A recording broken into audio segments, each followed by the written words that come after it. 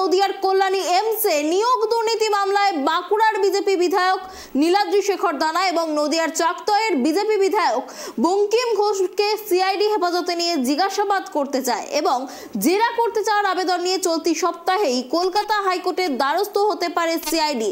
প্রসঙ্গত এই দুই বিজেপি বিধায়কের বিরুদ্ধে কোনো কঠোর ব্যবস্থা নেওয়া যাবে না বলে আগেই জানিয়ে দিয়েছিল কলকাতা হাইকোর্ট। তারই শুনানি রয়েছে চলতি সপ্তাহে কলকাতা হাইকোর্টে। কল্যাণী এমসের বরাদপ্রাপ্ত ঠিকাদার সংস্থার নিয়োগ নিয়ে 2022 সালে 20 মে কল্যাণী থানায় মুর্শিদাবাদের শরীফুল ইসলাম বিজেপির দুই বিধায়ক সহ বেশ কয়েকজনের বিরুদ্ধে দুর্নীতির অভিযোগ দায়ের করেন। এবার তার ভিত্তিতেই সিআইডি এই দুই বিজেপি নেতাকে হেফাজতে নিয়ে তদন্ত করতে চায় বলে জানা যাচ্ছে।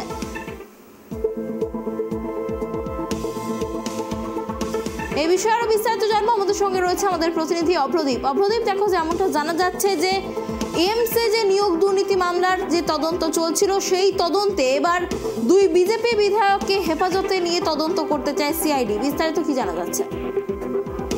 দেখো, নদিয়ার কল্যাণী এমসে নিয়োগ দুর্নীতির মামলায় বিজেপি বিধায়ক বাঁকুড়ার বিধায়ক নীলাদ্রি শেখর দানা এবং নদিয়ার চাকদহের বিজেপি বিধায়ক বঙ্কিম ঘোষকে সিআইডি হেফাজতে নিয়ে জিজ্ঞাসাবাদ করতে চায় এবং জেরা করতে চাওয়ার জন্য চলতি সপ্তাহেই কিন্তু কলকাতা হাইকোর্টের দ্বারস্থ হতে পারে সিআইডি।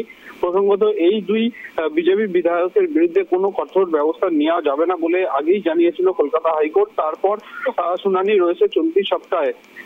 সেই শুনানিতেই কিন্তু এই দুই বিজেপি বিধায়ককে হেফাজতে নিয়ে তদন্ত চালাতে চায় সিআইডি।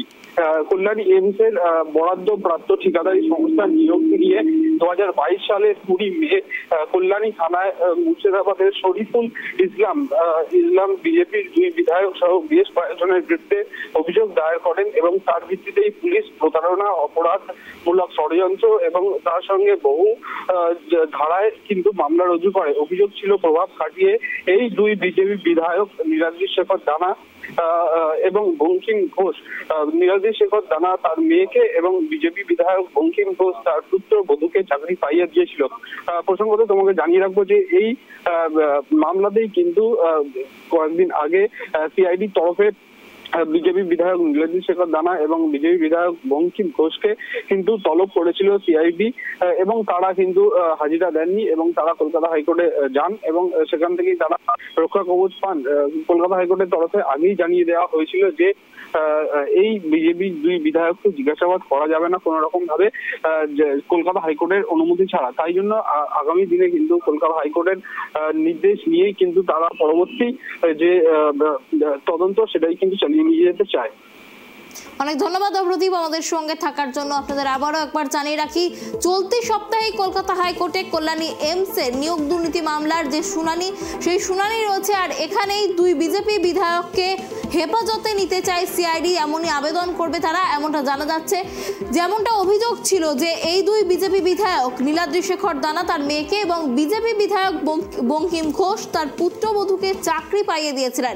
এই অভিযোগেই কিন্তু এমস দুর্নীতি মামলার তদন্ত চলছিল। এবার এই দুই বিজেপি বিধায়ককে হেফাজতে নিতে চায় সিআইডি।